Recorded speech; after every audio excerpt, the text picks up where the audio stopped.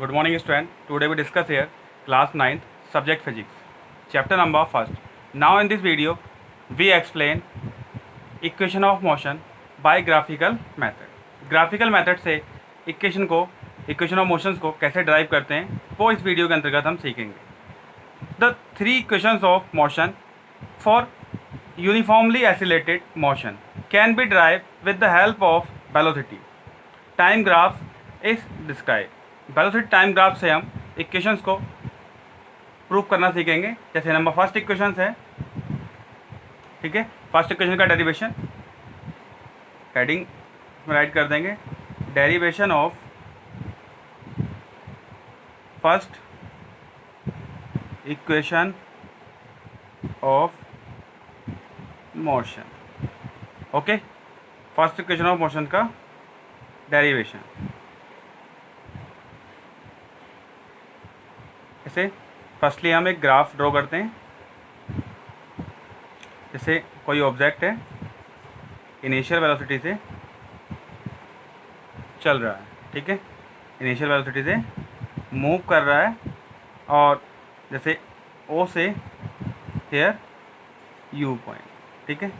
O to A, velocity u, ठीक है. U velocity and after time T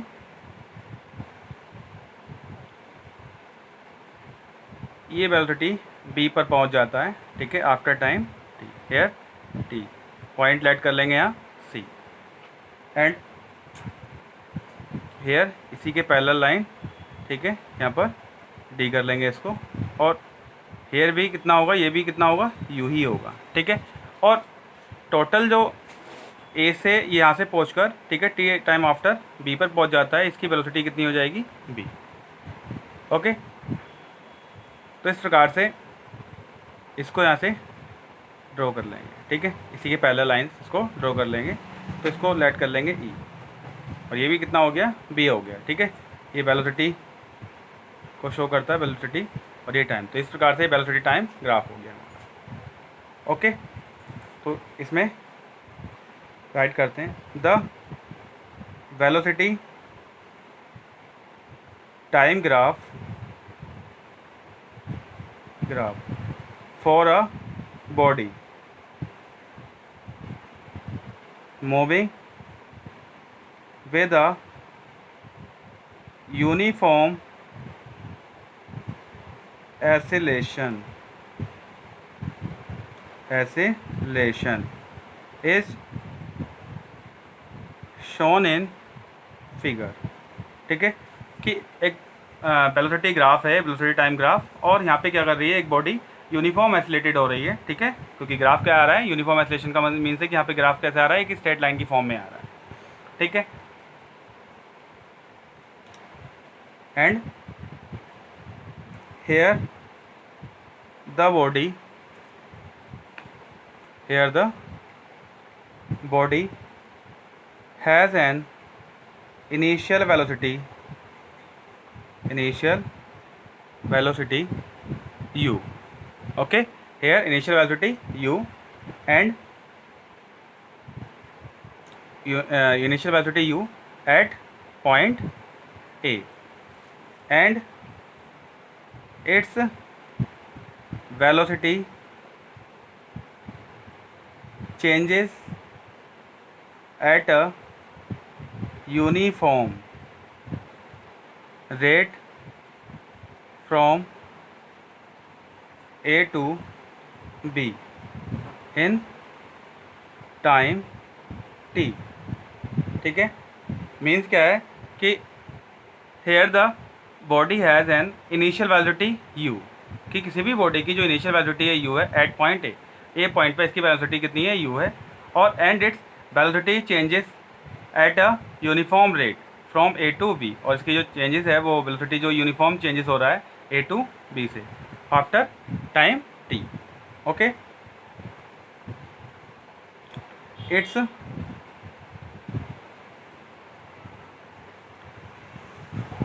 final velocity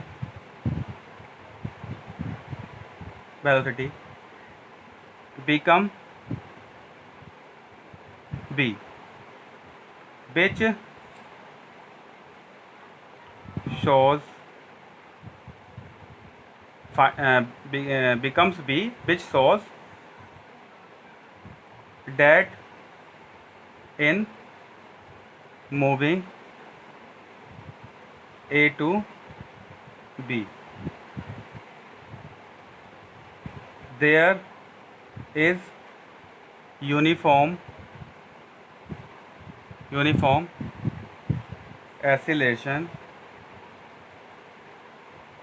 oscillation A।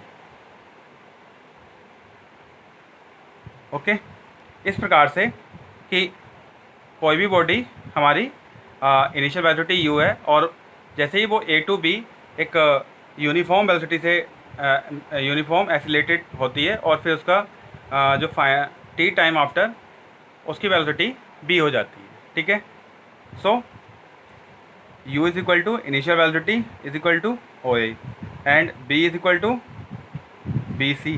ठीक है, b is equal to here b to c and time t is equal to O C. Okay, now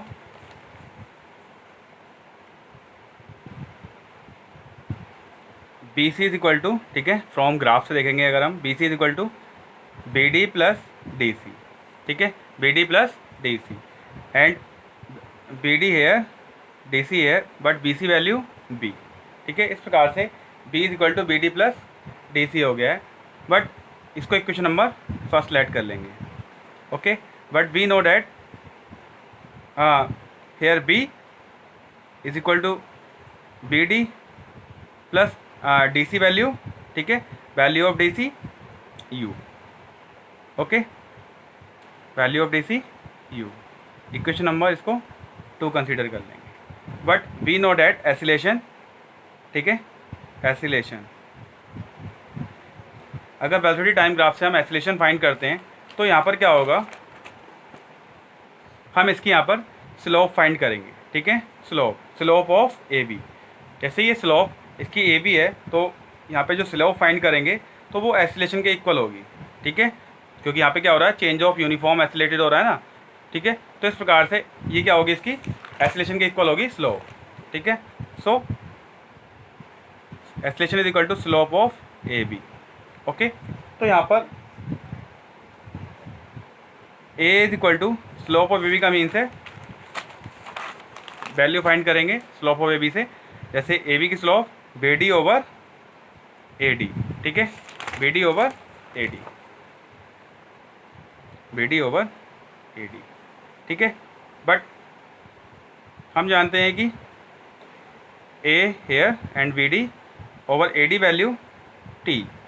ठीक है, A D और O C equal हैं, so A is equal to B D over T आ गया। ठीक है, इसको equation number 3 add कर लेंगे। ठीक है, but we know that B D is equal to from equation second, B D is equal to b minus u. So value of B D put in equation 3, so A is equal to b minus u over t, a is equal to b minus u over t. तो इस प्रकार से cross multiplication कर लेंगे, a t is equal to b minus u, so B is equal to u plus a t. इस प्रकार से first equation of motion हम फाइंड कर लेंगे। ठीक है, स्लोप से एसिलेशन का फॉर्मूला होता है, अगर वेलोसिटी टाइम ग्राफ से देखें तो acceleration is equal to slope of A B का स्लोप निकालेंगे, ए बी का स्लोप होता है B D over A D. ठीक है, so A is equal to value of A D value T.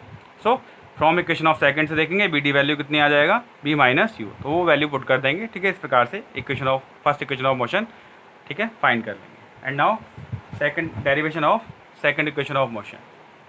Okay, derivation of second equation of motion. ठीक है, ये ग्राफिकल मेथड से, और पहले जो कराया गया था उसको हमने एल्जेब्रिकली मेथड से उसको सॉल्व किया था। ठीक है,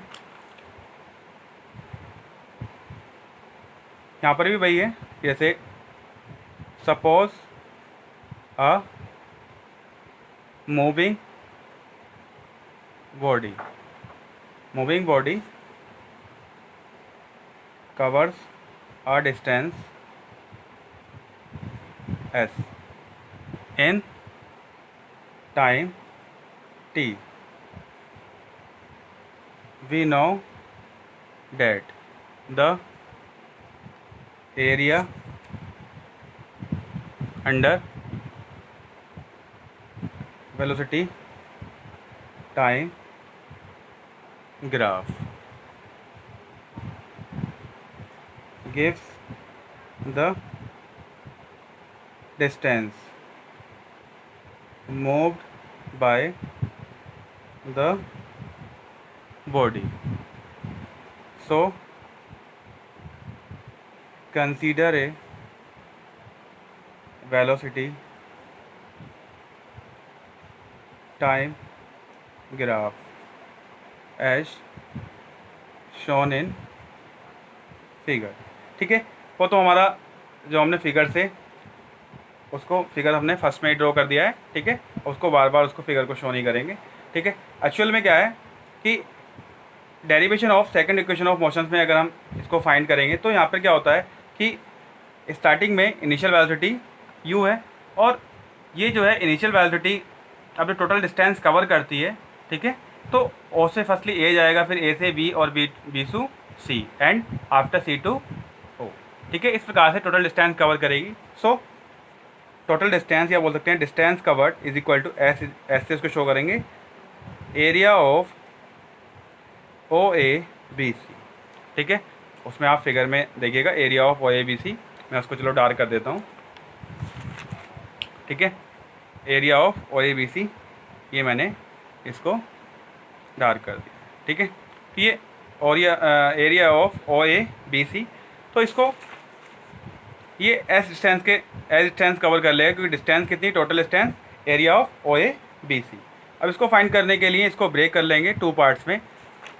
जैसे फर्स्ट है नीचे इसको ये हमारा रेक्टेंगल है एंड अदर ट्रायंगल। ठीक है, तो इस प्रकार से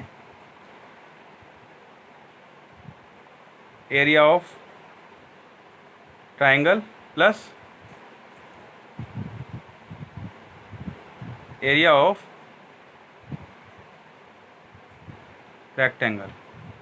ठीक है, area of triangle half base into height होता है। ठीक है, तो इस डायग्राम में देखेंगे हम हाफ बेस इनटू हाइट।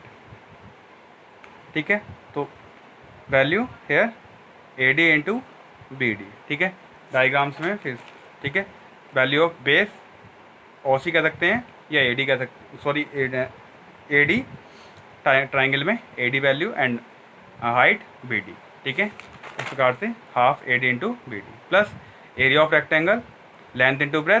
ठीक है, तो लेंथ इंटू ब्रेथ देखेंगे रेक्टेंगल की O C into C D या ठीक है O C into C D.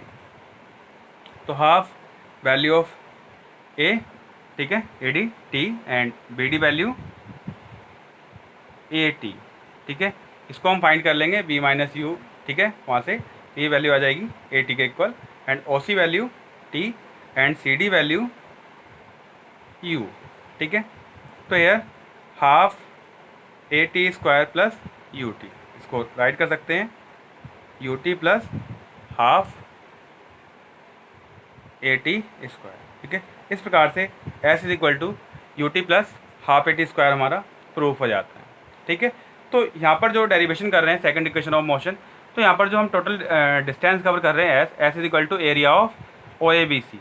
तो ओ ए बी सी जो है एक ट्राइपेजियम है, ट्राइपेजियम को दो पार्ट्स में हमने ब्रेक कर लिया है, एक तो ट्राइंगल में और एक रेक्टेंगल में। ठीक है, तो एरिया ऑफ रेक्टेंगल हमें पता है हाफ बेस इंटू हाइट, तो हाफ बेस इंटू हाइट लगाएंगे plus area of rectangle length into breadth. ठीक है, बस वैल्यू पुट करेंगे, जैसे ही वैल्यू पुट करते हैं फिर यहाँ पर बी डी की वैल्यू ठीक है फर्स्ट इक्वेशन से देखेंगे B minus U is equal to A T, तो वहाँ से हम ए टी की B D value is equal to A T यहाँ पे पुट कर देंगे। ठीक है, तो इस प्रकार से half A T square plus U T, तो इस प्रकार से हम सेकंड इक्वेशन प्रूव कर लेंगे। ठीक है, थैंक यू।